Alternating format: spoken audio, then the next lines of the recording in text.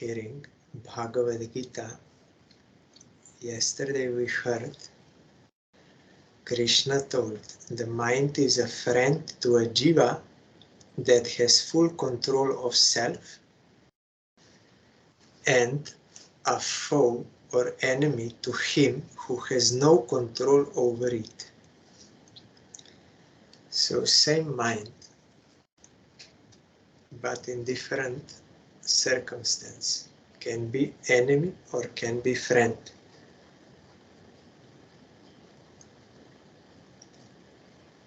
And we also heard on this we heard. Yes, these two contradictions. Greatly superior is he who regards alike his well-wishers, friends, foes, neutrals, mediators, evildoers, relatives, the pious and the sinful. And then next verse Krishna says, a yogin should have his mind composed in deep meditation on God, bereft of evil company, always secluded, self-controlled, void of any desire for fruitive actions, and free from contamination of unholy things. And the explanation was, he has always his mind composed in deep, secluded contemplation on God. Whatever he does for his upkeep and bare livelihood is free from the contamination of unholy persons and things. He is not interested in the fruits of his actions. This we heard yesterday. So first Krishna says that one is superior who regards alike, means it is all same for him. His well-wishers like relatives, parents or teachers or something, well-wishers, friends, enemies, neutrals, mediators, evildoers, relatives, the pious and the sinful. Pious is one who is following scripture and injunctions. And sinful is one who is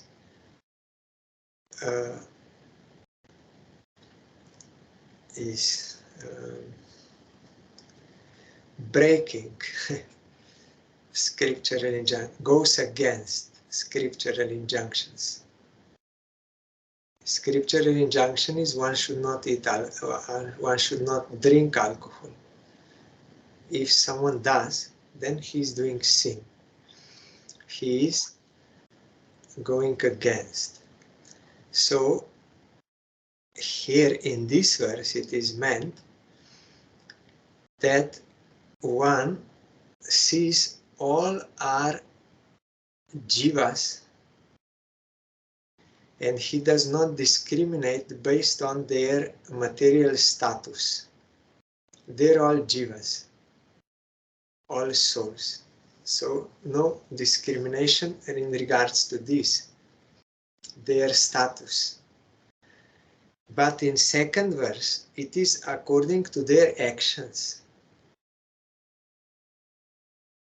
One yogi who wants to meditate on God, who is meditating on God, he is doing devotion to God, for him evil company is those who are not interested in the service of God, but are interested in enjoying this world. For him, this is evil company, because it will not help him, assist him in his service of God, but will try to take him away. So this is evil company by means of evil actions of people. But that does not mean that he hates a person. He hates the sin, not the person.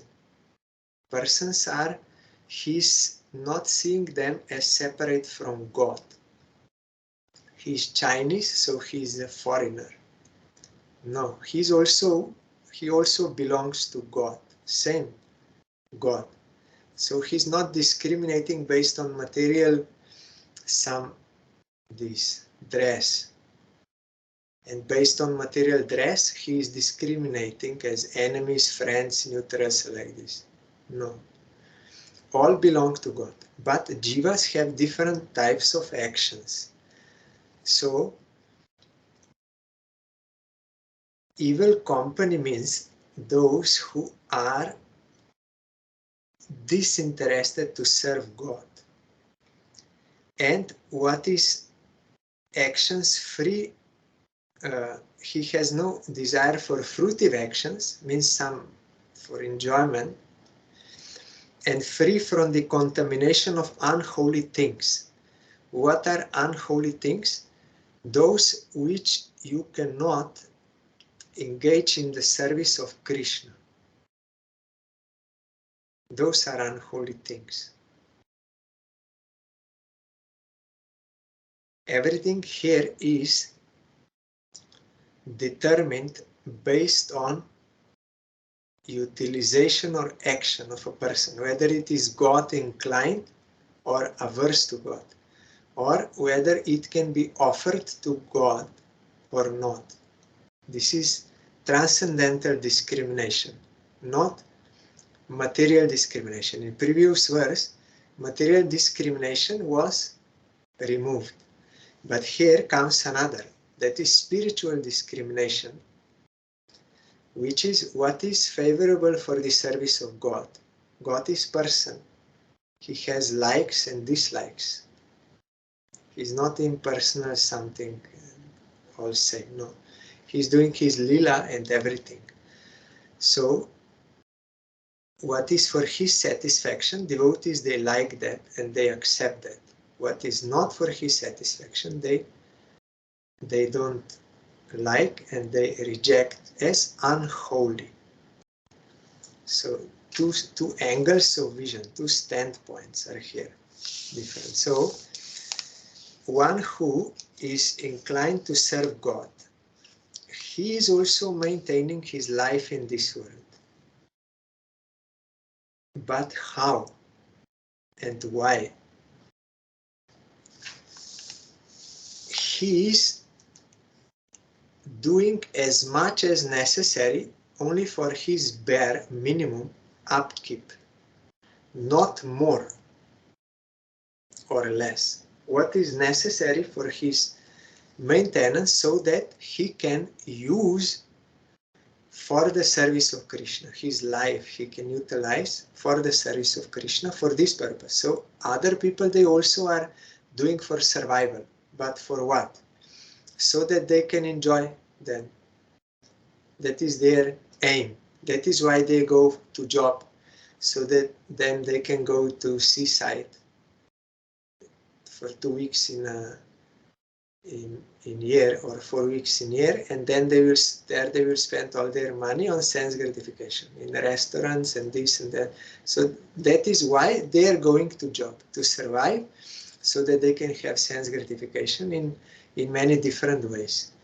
Devotees, they also go to job to survive, but with what target? So that they will serve Krishna, and they are not having any type of job which is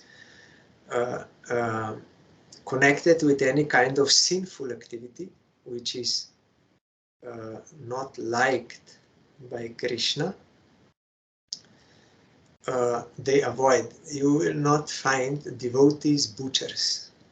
That is not profession suitable for devotees. Or to work in casino, or to sell in a liquor shop like this. These are not suitable professions. So those professions which are not connected to sinful activities, they can accept according to what suits them, and they will not be too much in debt, but only as much as necessary for their survival, and with the target that they will serve Krishna. And also they are associating with people, they are seeing, they are conversing and they are cooperating for that job, but not with any kind of attachment with non-devotees, and also not for other purposes. They will not go with them to do some sinful things like that. Only as much as necessary for that job, that much they will cooperate for that purpose, not for other things, and without attachment. That is why here it is written in explanation, whatever he does for his upkeep and bare livelihood is free from the contamination of unholy persons, though he may cooperate with non-devotees, but he is not attached to them and not intimately associating with them with the exchange of food and exchange of heart, exchange of gifts, and also for other sinful activities. He is not going with them to those things. Unholy persons and things. He is never touching any untouchable food, uneatable food, like Akadya. When that Ramgati Prabhu started eating fish, Gurudev used this word in Bangla, Akadya, that which is not to be eaten, Akadya. So devotees, they will not come in touch with such things. And he is not interested in the fruits of his actions, to enjoy the fruits. He is offering everything to Krishna for his satisfaction and honoring his prasad. So this we heard yesterday, but there was no time for explanation.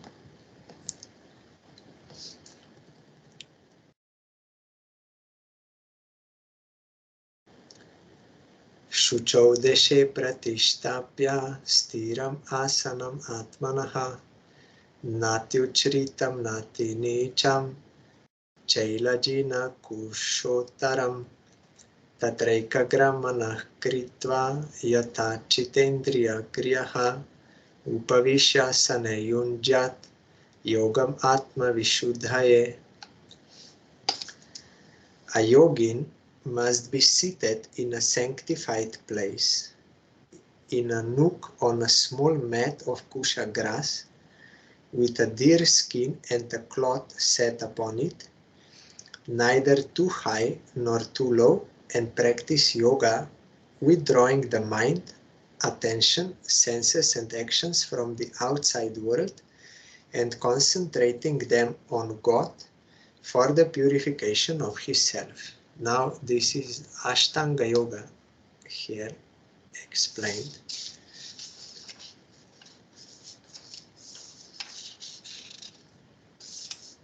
Before he said there is Nishkama Karma Yoga, there is Jnana Yoga and Ashtanga Yoga. They all have same purpose. So this is one specific type of practice which Krishna is describing here.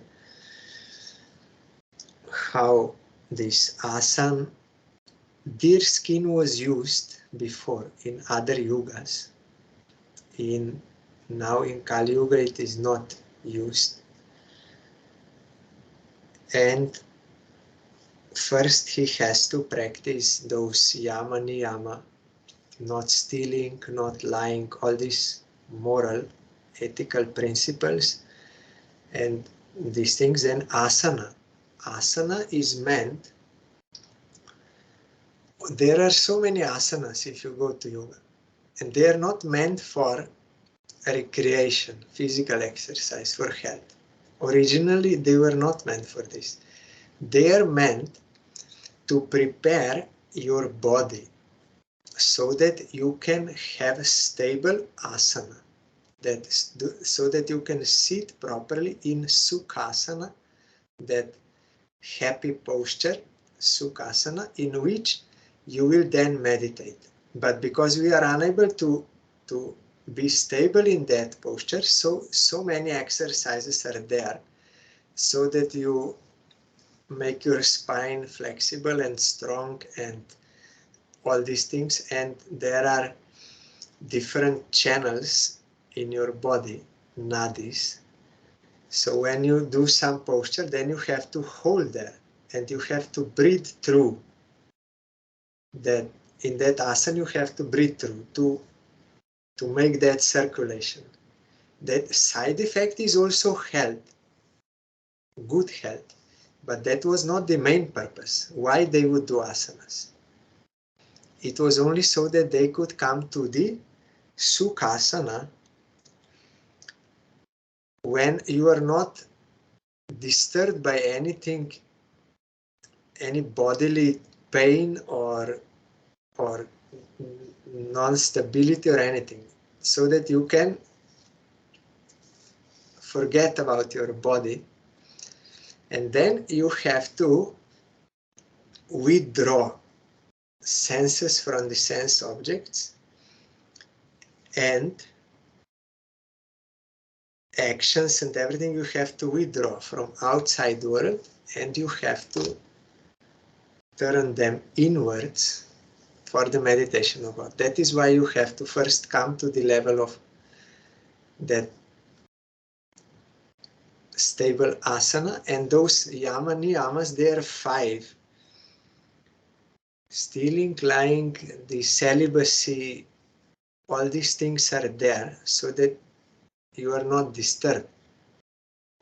If you are lying, then your attention will be stolen by that thing. And if you are stealing, again your attention will be there. What if he will come to know that I stole, or I will be put to prison or something? So you are not free. When you are doing those sinful activities, you cannot be free. You are indebted and you cannot be free, so you cannot be peaceful. So first step in Ashtanga Yoga is this. You have to follow those 5 niyamas and 5 yamas, so that you become free from disturbance of outside world. And then you have to become free from the disturbance of your body by practicing pranayama. That body is healthy and functioning properly, fully properly must function, breathing and posture and everything. Then you are free from that disturbance. Then you can go inside. It is going step by step. But our Gurudev in devotional practice, how you can become free? You can be free only when you stop blaming others for your own suffering. Then you can become free. Then you can concentrate on God, otherwise not. Impossible. As long as that hostile mentality is there to anyone, because you are thinking they are to be blamed for my suffering, till that time you are always disturbed and cannot be peaceful, and you are not free and cannot have concentration on God. Impossible. So that is the first step. But it is not the only step. When you become free, then you have to dedicate yourself to Krishna by your body, mind and heart, soul. But they are having all these processes and it is working. You will find in Prem Pradip of Srila Bhaktivinoda Thakur, there he describes this Ashtanga Yoga in detail and also Hatha Yoga. And what are the benefits? But also he describes what are the traps in that path. And ultimately, in comparison, he shows that although one may achieve the same goal at the end, but that process of Ashtanga Yoga and all this is very difficult for conditioned souls and also full of traps. And if you fall down in between, then you will have to go from beginning. But in devotion, which is already means is already the end also. You are serving Krishna, what for? For getting more service of Krishna, for getting prema. So there is no waste of time or sequence is there. So there in comparison he shows. But otherwise, if someone that was more possible in other yugas. In Kali Yuga, to strictly follow Ashtanga Yoga is very difficult. With our degraded consciousness and environment and everything is polluted, so that is very difficult to achieve success. But in other yugas, they could achieve success by those practices also. Dhruva also was practicing this. under the guidance of Narad. He was practicing asana and pranayama, and after mastering that, when his body and mind became stable, then he was meditating on Narayana's form. But in Kali Yuga, that is not recommended. Harinam is recommended, and deity worship is recommended for engaging in the service of Krishna and purification. Then when one comes to pure heart through this practice, then he will also meditate on the pastimes of Krishna and serve in his spiritual body. He can do. That is not for beginner. For beginner is deity worship, Vaishnav Seva, chanting, hearing Harikatha, all this.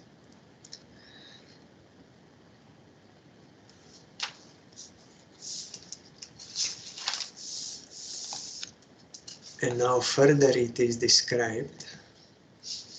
Samankaya Shiro Grivam Dharayan Achalam Stiraha Samprekshana Sikagram Swam Dishashchana Valokayan Prashantatma Vigatabhir Brahmachari Vratestitaha Manav Samyam Yamachito Yukta Asita Matparaha. While doing so, he must keep his body, head and neck erect. But you cannot do. That is why you have to do all those. There are, I think, 33 asanas which you have to master so that you can do this. That your head, body and neck are erect. Then fixing his sight at the tip of his nose to avoid deflection. Steadied in mind, devoid of fear, stabilized in the vow of brahmacharya, which here means chastity in body, mind and word. So not only body, but mind also should not go here and there. And words also, you should control your words. You may practice physical celibacy, but with your words, you are doing prostitution, or with your mind. So brahmacharya means all has to be under control. That is why in that Upadeshamrita Rupa Goswami is saying, Vacho Vega Manasa Krodha, all this you have to control those urges. And Tatyahara, not eating too much, but eating means eating with your eyes also. Always searching for the sight. And ears, I'm hearing some music on YouTube, some worldly sense enjoyment, man-woman relation music I'm hearing. That is also atyahara, unnecessary eating through your ears and through your tongue, always wanting this taste, that taste, all this. So brahmacharya means to have control, regulation of body, mind and word. And this patient means no desires. He must practice yoga by meditating with undivided attention on the four-armed form of Vishnu, like Dhruva he did.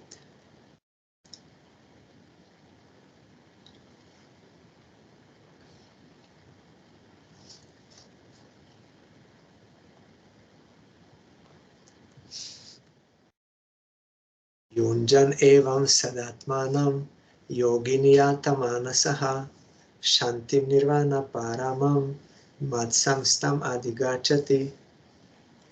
By such constant and steadfast practice of concentration and in contemplation, A yogin can attain perfect composure of his fickle mind, which, coupled with devotional attitude, will ultimately lead him on to attainment of Shanti, which is complete emancipation from the bondage of the world and the spiritual realization of self and of Godhead. That is Shanti. Yesterday I was explaining that word. Shanti has a positive meaning. It is not world without wars or some desires are there. So I fulfill one desire and then I get some peace from that suffering. That is all removal of suffering temporarily. It is not positive happiness. Shanti means positive happiness, fulfillment of your real self. That is, when you are emancipated from the bondage of world and attaining spiritual realization of self, who I am in relation to Krishna, and realization of Krishna, and then naturally you are serving Krishna. That is positive happiness.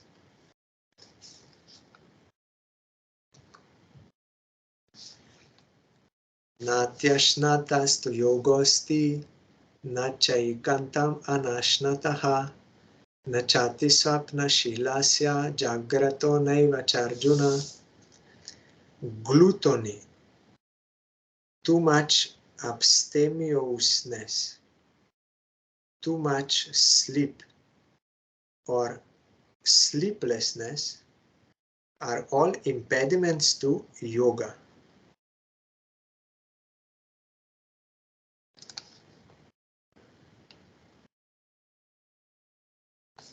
Gluttony means you are a voracious eater.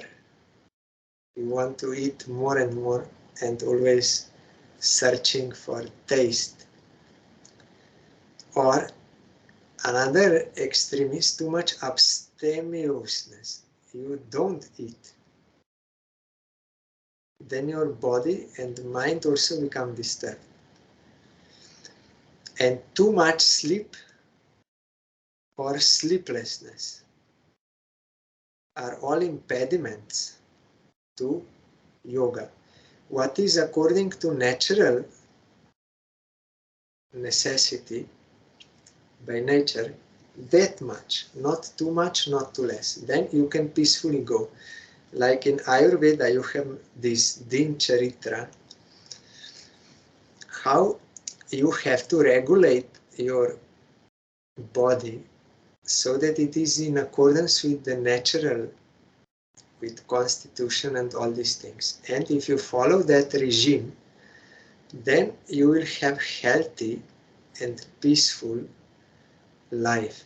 If you deviate from that nature according to your body, then that will disturb. So also fasting is not recommended in Ayurveda unnecessarily or too much like this. It will disturb your pitta and all these things. One second.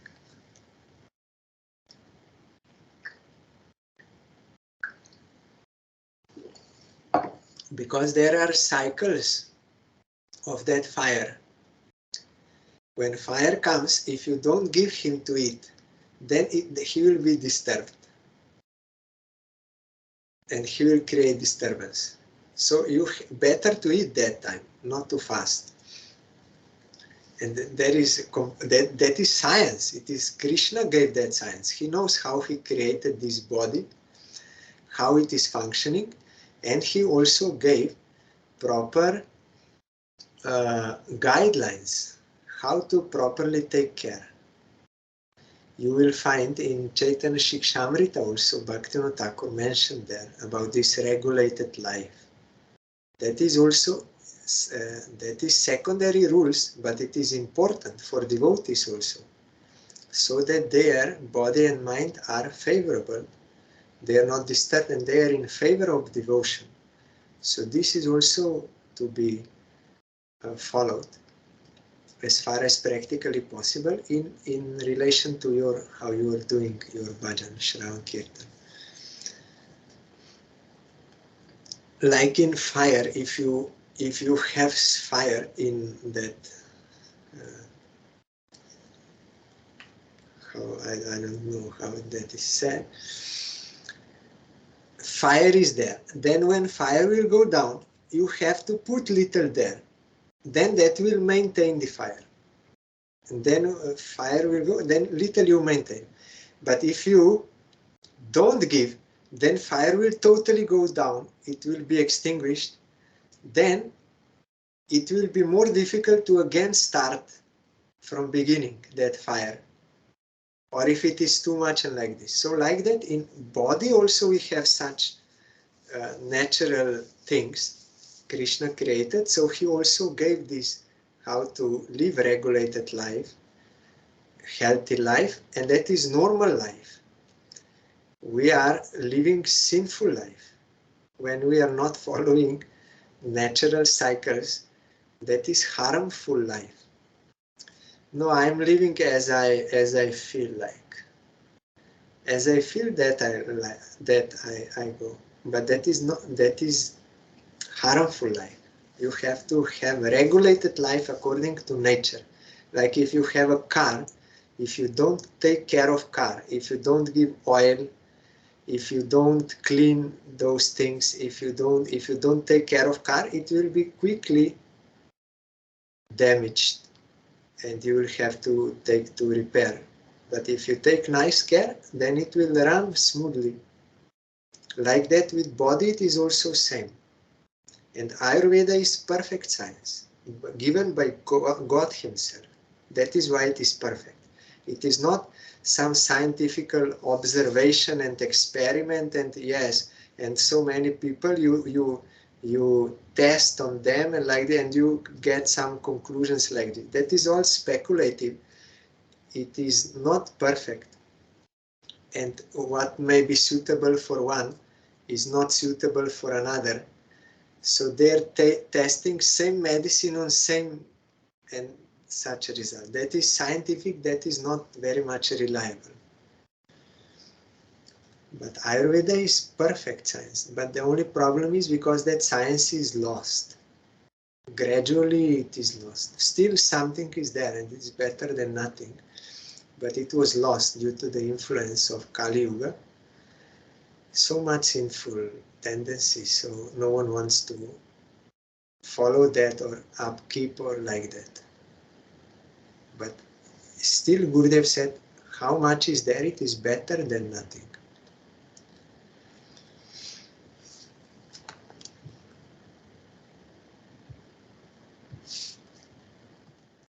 Yuktahara viharasya, yukta cheshtasya karmasu, yukta swapnava bodhasya, yogo bhavati dukhaha. This is very famous verse. He who is moderate in eating and enjoyments, sleeping and waking, and self-restraint in his enterprises, attains yoga or tranquility of mind, which frees him from all sorts of afflictions. So, moderate, not eating too much, not too less. Not sleeping too much, not too less.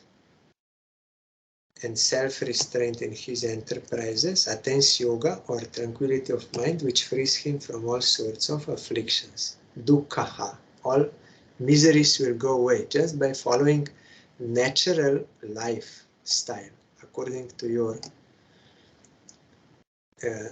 There also in Ayurveda also, according to your constitution, some types they need more sleep, and some it is better less sleep. It is not same for all. Or exercise for kapha, it is more necessary.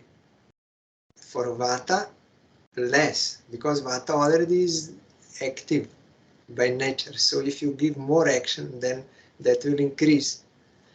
And exercise for vata type is different than for kapha. It is not same for all. and sleep, when to wake up, when to go to bed, when to eat, what to eat, everything is there according to perfect science given by Krishna. No one can make perfect like Krishna did by any amount of scientific observation and experiment and on how many people you want. You will never find ideal. You cannot find. But Krishna already gave, so we have to take advantage of that. For the sake of bhajan.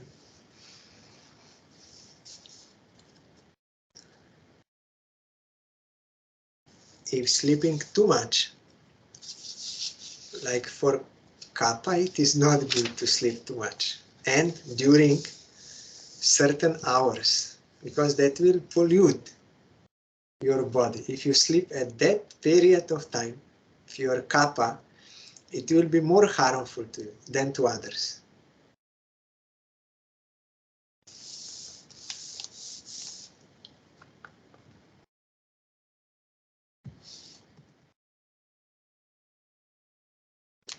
Yada viniyatam chitam atmanyeva vatistate nisprihah sarva kamebhyo yukta it uchate tada.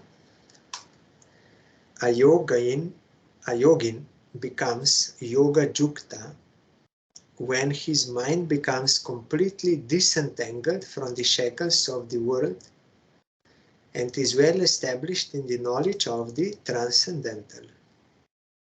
In other words, a yogin becomes yoga jukta when he is detached from all mundane desires and affinities and his thoughts controlled are fixed on the self and God.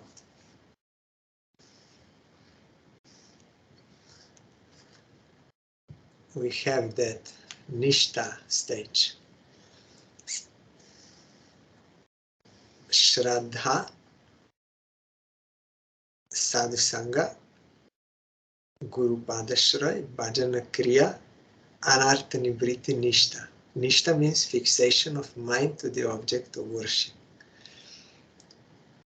That is possible when you are well established in Trinada Pisunichana. You are more humble than blade of grass. Why? How? Blade of grass is the lowest creature. Everyone can step on her. Grass in Slovenian language is she. In English, I should say it, when you step on it. But we say she, grass. So, everyone can step and grass cannot do anything. But when they step off, then again grass will stand up, telling, I am someone. I am someone in this world. I have some position. So Gurudev said, we have to be more humble than the blade of grass. We should not have any worldly ego. No worldly ego at all. We have to be well established in real ego. I am the eternal servant of the servant of the servant of Supreme Lord. That is the meaning of Trinada Pisunichana. Humbler than the blade of grass. To be situated in your real ego as eternal servant of the servant of the servant of Krishna, and Tarora Pisahisnuna Amanina, not desiring any respect for yourself, because no worldly ego, there is no need for that kind of food. When we are having false ego, we always want to feed that false ego by demanding respect, by criticizing others, by belittling others. Always we need this food. We have to give to our false ego as a food. But when one is out of false ego, there is no need for him to criticize anyone, to blame anyone, to belittle anyone, or to no need. And that is waste of time also. All the time doing that. And Manada, he can give due respect to everyone. he sees Krishna is inside of everyone, and all are related to Krishna, so easily he can give. Without any difficulty, he can give due respect to all. So when one is situated in such, means detached from all mundane desires and affinities, means he's transcendently situated, and his thoughts are controlled because they are fixed on Krishna, fixed on the self and God. God and self, they are inseparable. We are eternally related to Krishna.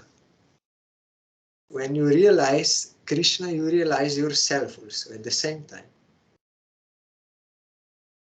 In the light of Krishna, you see yourself also. Like Gurudev said, when sun comes up, sun will show itself, or in Vedic conception, we will say sun will show himself. In Slovenian language, sun is also male, not it, but male. And in Vedic, he's a person.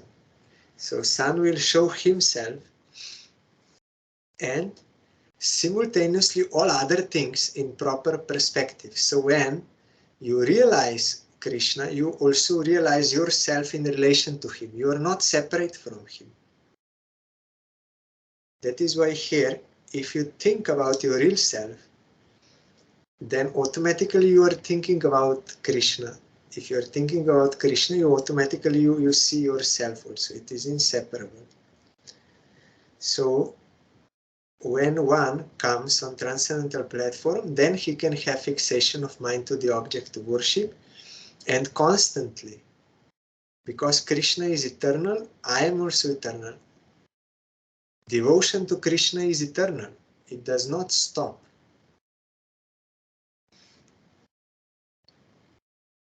So Yoga Jukta means one who is knowledgeable in yoga or expert in yoga, Yoga Jukta, then when he attains this.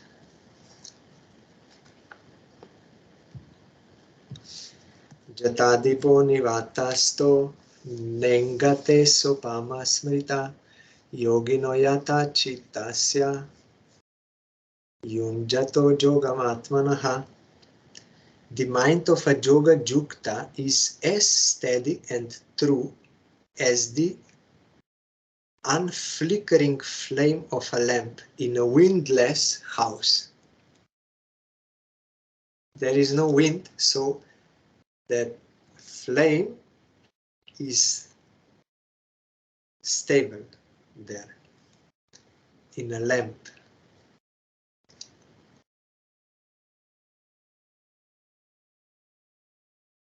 Stability of mind, but mind of conditioned soul is always flickering, never stable. What he will accept now, and very firmly, yes, it is absolutely very firmly with conviction, and he will forcefully try to convince others also that it is like this.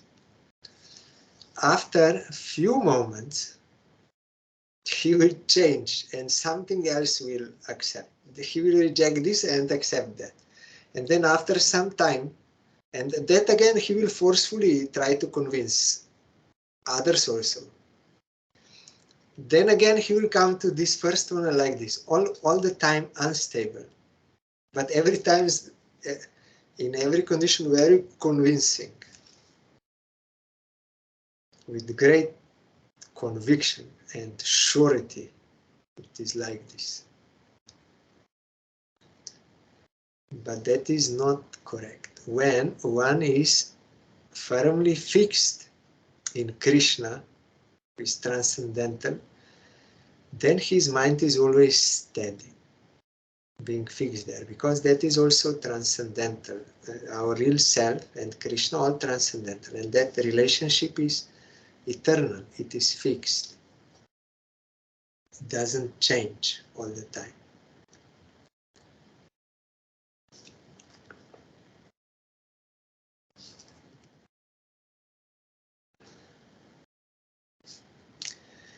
Yatro paramate chitam Niruddham yoga sevaya yatra chaivatmanatmanam pashyan atmani tushyati sukam atyantikam yat tat buddhigrahyam atindriyam veti yatra na chaivayam stitaschalati tattvataha yam labdva chaparam labham manyate nadikam tataha yasmin stito na dukhena guruna pi vichalyate tam vidya dukha samyoga viyogam yoga samgitam. This is also Yam Labda, that verse is very known.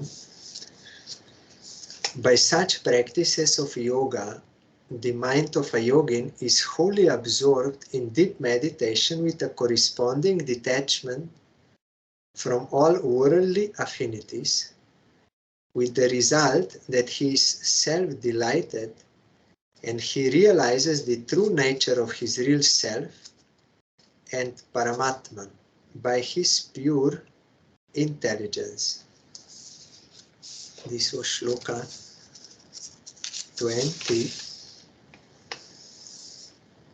but I read in Sanskrit. They were together, they were up to 24. So here first to this verse 20, there is an explanation, commentary on Patanjali's Kaivalya theory by Thakur Bhaktivinoda on this shloka. The system of philosophy propounded by the sage Patanjali is known as Ashtanga Yoga, which says that when mind becomes steady and free from the tangles of the fourfold pursuits, viz. Dharma, Artha, Kama and Moksha, Kaivalya is attained, a unique state of spiritual existence unconcerned with all physical and mental activities. But his annotators, misunderstanding him, maintain a different view. They say that the Vedantins' doctrine of moksha, the blissful state of the soul, is unreasonable because if Ananda, bliss, is admitted in Kaivalya, the principle of Kaivalya does not stand as it merges into dualism, which admits of an enjoyer of Ananda. But that is not what Patanjali says. He says that Kaivalya, or the final beatitude of self, is not the annihilation of self and its function, but its complete freedom from the tremors of Maya by which it is bound. The emancipation from the shackles of Mayic qualities awakens the function of the self proper, which is known as Chit Shakti. The perversion of the function of the soul takes place when the soul, with its enjoying mood, comes in contact with the phenomenal world. When this perversion is removed, Ananda, or transcendental bliss, the characteristic feature of the soul, automatically awakens. Patanjali holds this view and not its opposite. Ananda awakens when there is complete freedom from the Mayic influence. This Ananda is otherwise known as bliss and is the ultimate end of Ashtanga Yoga.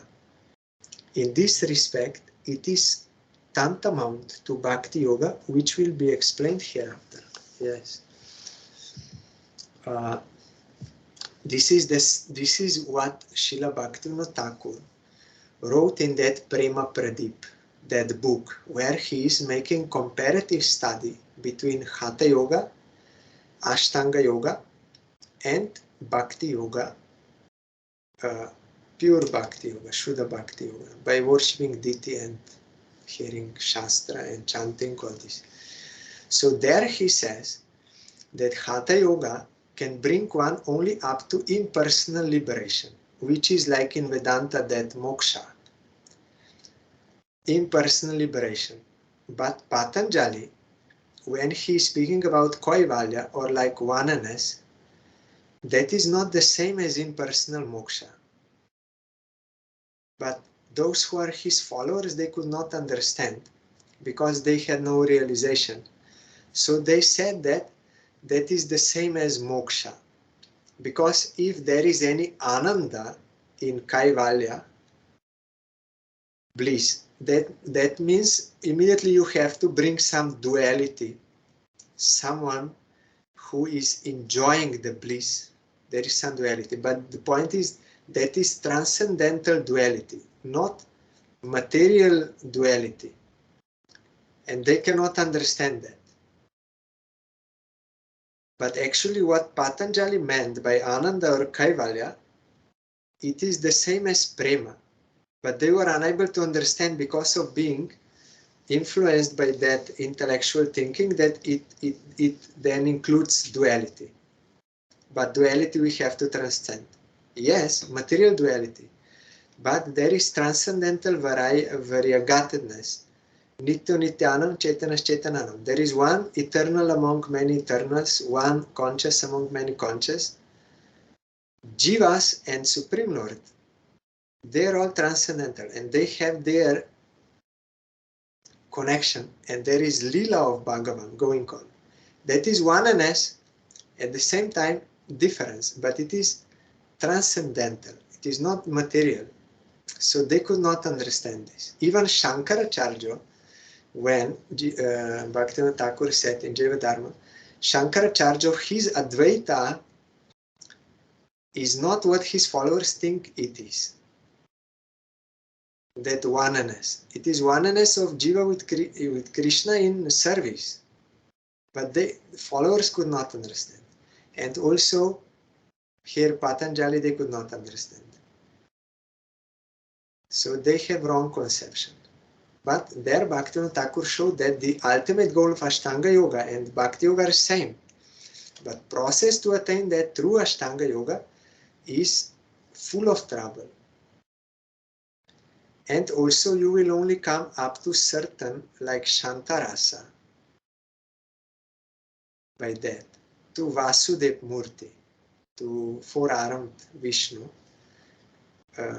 without Lakshmi, to that Paramatma like Vasudev Murti, that much you can come. But it is devotion. It is not impersonal. It is devotion. But then there is Vaikuntha after Vasudev, means after Paramatma. There is Vaikuntha, Lakshmi, Narayan, and then further and ultimately is Vrindavan. So according to your mode of worship, you will attain particular goal. To attain Vrindavan, you will have to follow Brajabasi in Raga Marg. Then you can attain Vrindavan, otherwise it is impossible. But here, Bhaktivinoda Thakur wants to say that ultimate goal of Patanjali is not impersonal. It is devotional actually. But he did not mention clearly in words. He only said what is beyond physical and mental activities, that which is beyond. But he also said it is beyond moksha. So it means spiritual activities. Here, function of the self proper, or Chit Shakti. There is some function of the self. He is not static. Function means service of Krishna. So the Ananda is otherwise known as bliss. That is rasa. And is the ultimate end of Ashtanga Yoga. In this respect, it is tantamount, means it is same as saying Bhakti Yoga. Same, which will be explained hereafter in next verses we'll hear tomorrow.